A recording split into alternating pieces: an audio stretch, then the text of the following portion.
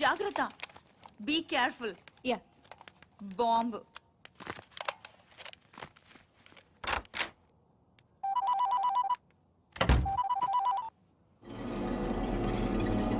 అవును. Very good. సరే, నేను ఇక్కడ ఉన్నట్టు నువ్వు ఎవరికి చెప్పకు, అర్థమైందా?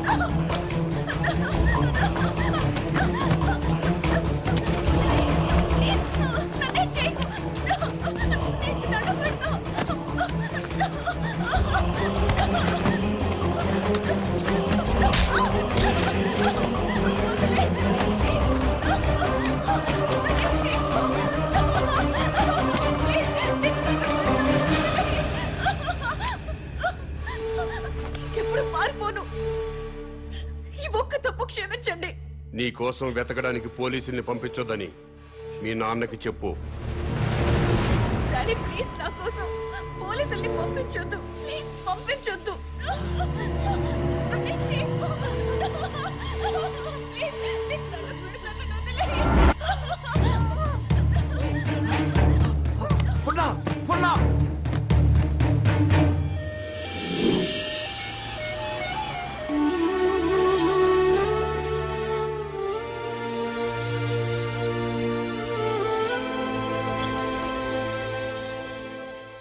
వాడి డిమాండ్స్ ఏమిటో తెలిసిన తర్వాత మూవ్ అవుదాం.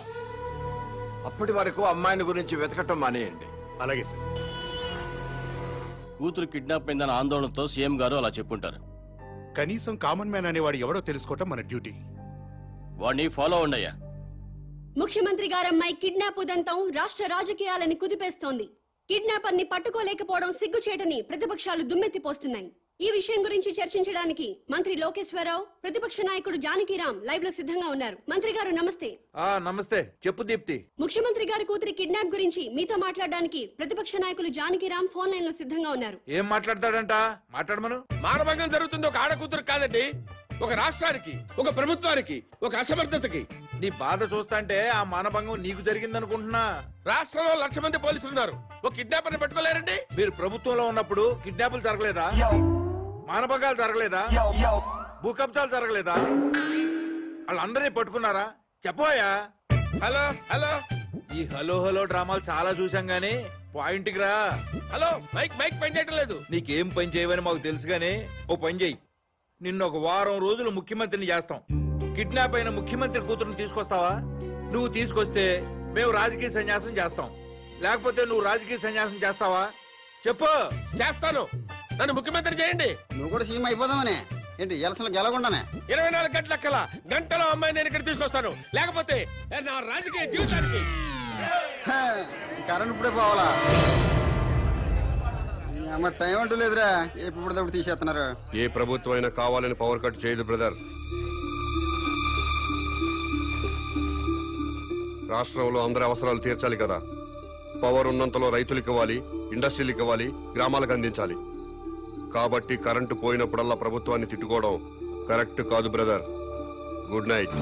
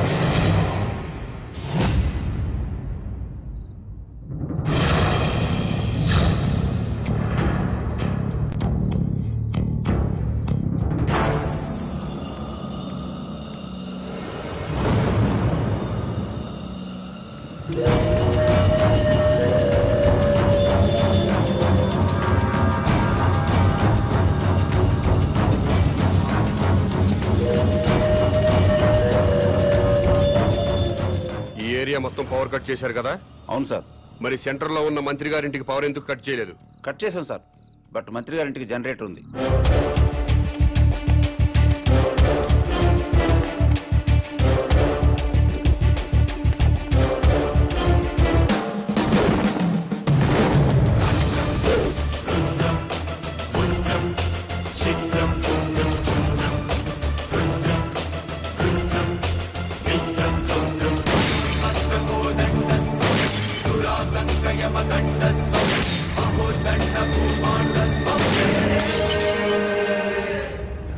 ఏమైందయ్యా?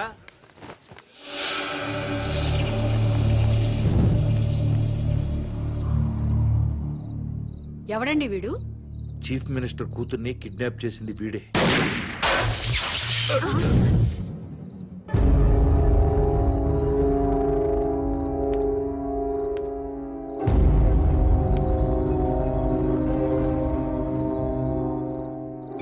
ఈ ఏరియాలో ఉన్న ప్రజలందరి ఇళ్లలో కరెంటు పోయింది. మంత్రివి, మీ ఇంట్లో మాత్రం కరెంటు ఉండటంలో అర్థం ఏంటి? ఈ 2 గంటలు ప్రజలు కరెంటు లేక అవస్థలు పడుతున్నప్పుడు మంత్రివి, మీ ఇంట్లో మాత్రం పవర్ కట్ లేకుండా ఎంజాయ్ చేయడం న్యాయమేనా? మా ఇంటికి అక్రమ కనెక్షన్ ఇవ్వలేదు, జనరేటర్ అధికారులే పెట్టారు.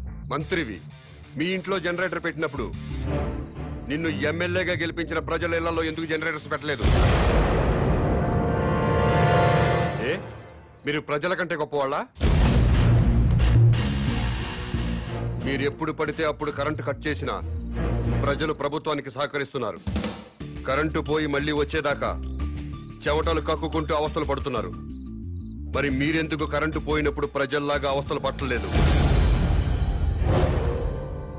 ప్రజలకి పవర్ కట్ చేస్తూ మీ నాయకులు మాత్రం జనరేటర్స్ తో, ఏసీలు, ఫ్రిడ్జ్లతో ఎంజాయ్ చేయడం తప్పా కాదా? ఎస్, తప్పే.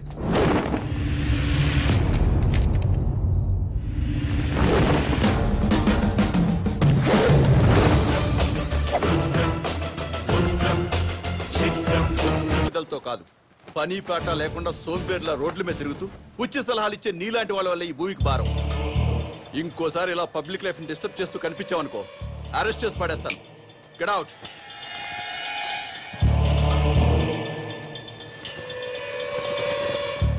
నా మాట విన్నారా? మేరా భారత్ మహాన్. వినలేదా? మేరా బాల్ కి బరాబర్.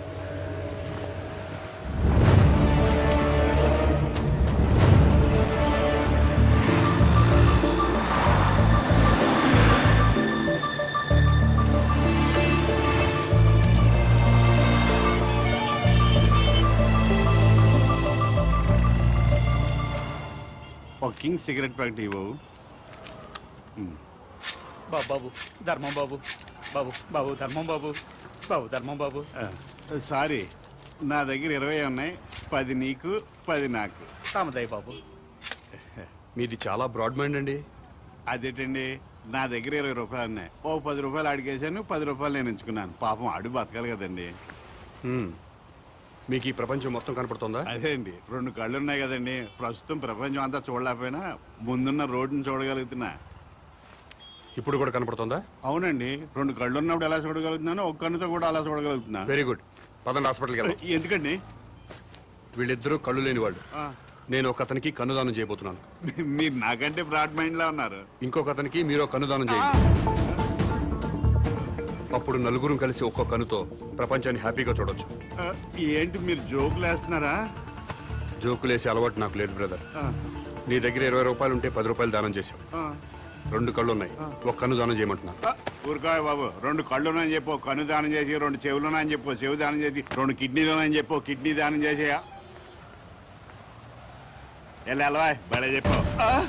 ఇదేంటిది? పోలీస్ పోలీస్ హోంగార్డ్ ఈ సైడ్ నుంచి వచ్చారా?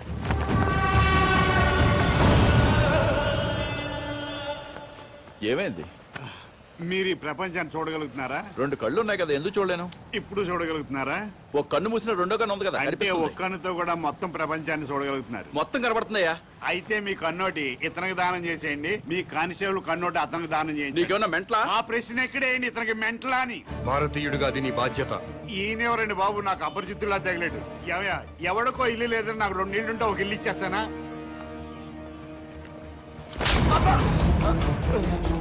ఎక్కడన్నా ఐ బ్యాంక్ ఉంటుంది, బ్లడ్ బ్యాంక్ ఉంటుంది, ఆంధ్ర బ్యాంక్ ఉంటుంది, స్టేట్ బ్యాంక్ ఉంటుంది. పదండి బ్రదర్, సామాజిక స్పృహ వాళ్ళని ఎత్తుకుందాం. ఏంటండి ఇది? ఐ బ్యాంక్ అంటాడు, బ్లడ్ బ్యాంక్ అంటాడు, వైసే బ్యాంక్ అనలేదా? ఓ మీరు పోలీసు వాళ్ళు కదా, ఇలాగే అర్థం అవుద్ది. అతను ఇట్టే వెళ్ళి. అమ్మో,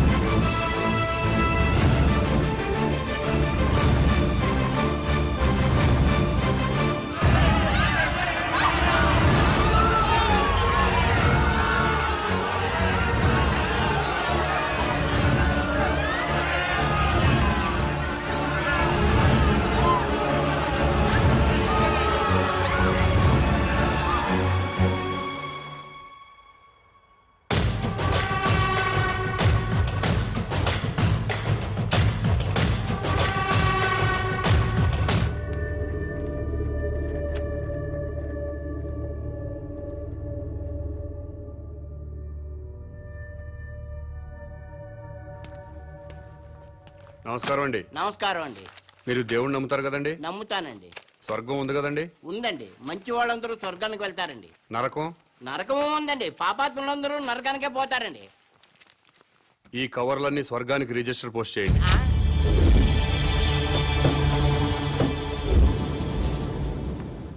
రిజిస్టర్ పోస్ట్ ఎక్కడికి చెయ్యాలి బాబు? స్వర్గానికి సార్.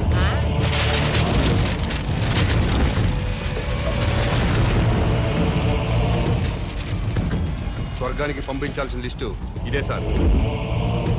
చదువుతాను వినండి. ఫస్ట్ శ్రీ ఎన్టీ రామారావు గారు, శ్రీ వైఎస్ రాజశేఖర రెడ్డి గారు, తెలంగాణ ముద్దుబిడ్డ శ్రీ కె శ్రీకాంతాచారి, ఇషాన్ రెడ్డి, వేణుగోపాల్, సాయి కుమార్ యాదవ్, యాదయ్య, వీళ్ళందరికీ రిజిస్టర్ పోస్ట్ చేయండి. ఎన్టీఆర్ గారు తెలుగువాడి ఆత్మగౌరవాన్ని నిలబెట్టారు. పేదవాడికి 2 రూపాయలు కిలో బియ్యం ఇచ్చారు. మద్యపాన నిషేధం పెట్టారు. మీ అవసరం ఇంకా తెలుగు ప్రజలకు ఉంది సార్. కిందకొచ్చి కొన్నాళ్ళ పాటు ఉండాలని చెప్పాను, దాంట్లో అదే రాశారు. అలాగే వైఎస్ఆర్ గారు జలయజ్ఞం చేపట్టారు. రైతుల రుణాలన్నీ మాఫీ చేశారు. పేదలకు ఫ్రీ కరెంట్ ఇచ్చారు. ఇలాంటివెన్నో మంచి పనులు చేసి అప్పుడే పైకి వెళ్ళిపోతే ఎలా సార్? ఎన్టీఆర్ గారితో పాటు మీరు కూడా రండి సార్ అని రాశాను. అలాగే తెలంగాణ ముద్దుబిడ్డలు తెలంగాణ కోసం ఆత్మాహుతి చేసుకుని స్వర్గానికి వెళ్లారు. ప్రత్యేక రాష్ట్రం వస్తే మీరు చూడాలి కదా, అందుకే మీరు వెంటనే కిందకు రండి. మీ అమ్మా నాన్నలు కూడా ఆనందపడతారని రాశాను. ఏమయ్యా, నీకేమైనా మెంటలా? అదేంటి సార్ అలా అనేశారు? లేకపోతే స్వర్గానికి రిజిస్టర్ పోస్ట్ ఏంటయ్యా? బుద్ధి లేకపోతే సరే. స్వర్గం లేదా? ఉంటే ఏంటి? ఉంటే రిజిస్టర్ పోస్ట్ చేయడానికి మీకు వచ్చిన ఇబ్బంది ఏంటి? ఇబ్బంది అంటే ఇబ్బంది స్వర్గం ఉంటుంటే ఇబ్బంది కదా మరి, అందుకని ఇక్కడ గొడవ జరుగుతుంది సార్. అబద్ధం చెప్పారా? స్వర్గం లేనప్పుడు దేవుడు కూడా లేనట్టే కదా.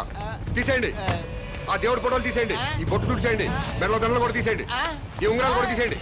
ఓ నాయన, ఇవన్నీ తీసేస్తారా? దేవుడు ఉన్నాడు కదా. దేవుడు ఉంటే స్వర్గం ఉన్నట్టే కదా. అవును, స్వర్గం ఉన్నట్టే కదా. అయితే పోస్ట్ చేయండి. గారు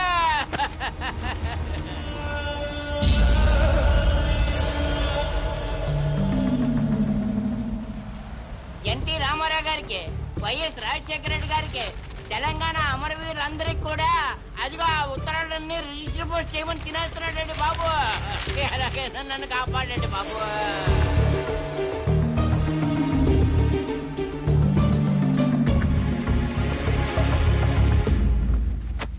ఏమ్మా అన్నావా?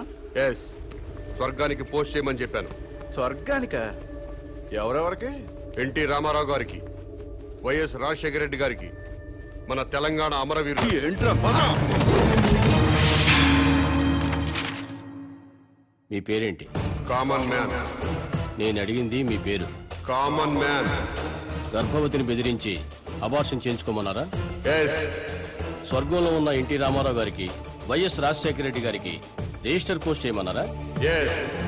ఇక్కడిని మెంటల్ హాస్పిటల్లో జాయిన్ చేసి ట్రీట్మెంట్ ఇప్పించవలసిందిగా ఆదేశిస్తున్నాను.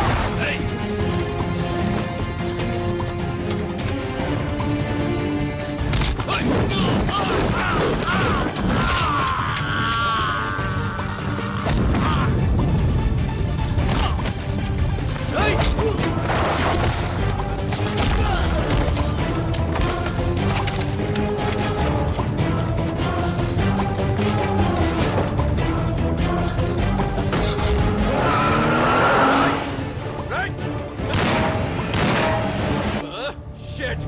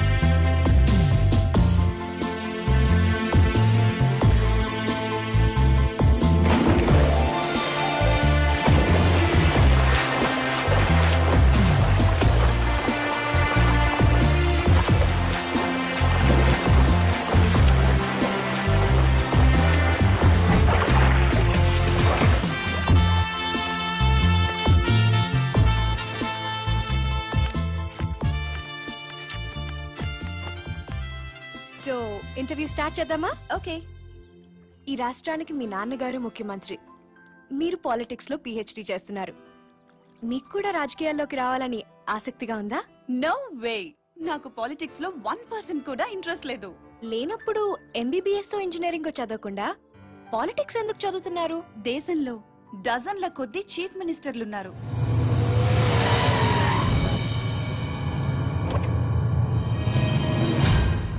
వేలల్లో ఎమ్మెల్యేలున్నారు. గల్లీ గల్లీకో లీడర్ పుట్టుకొచ్చాడు. అయినా ఈ రోజుకి ఆకలి చావులున్నాయి, రైతుల ఆత్మహత్యలున్నాయి. ఎందుకిలా జరుగుతుంది? లోపం ఎక్కడుందని తెలుసుకోవటానికే నేను పాలిటిక్స్ చదువుతున్నాను.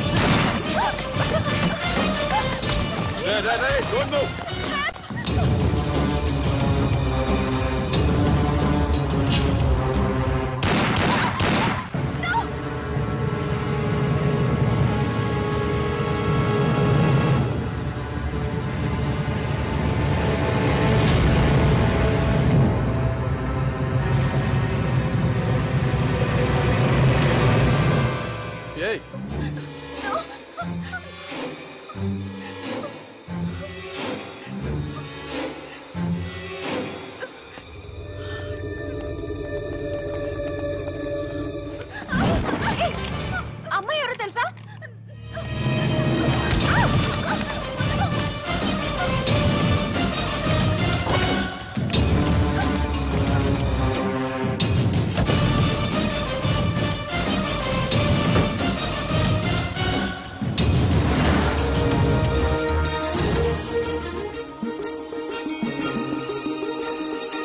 రాష్ట్రంలో పెను సంచలనం నమోదైంది. సాక్షాత్తు రాష్ట్ర ముఖ్యమంత్రి కుమార్తెని కిడ్నాప్ చేశారు.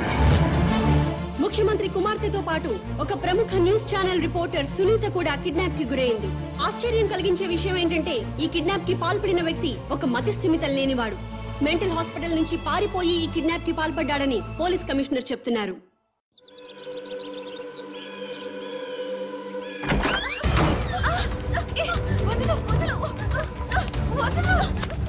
ఎక్కడికి తీసుకెళ్తున్నావు?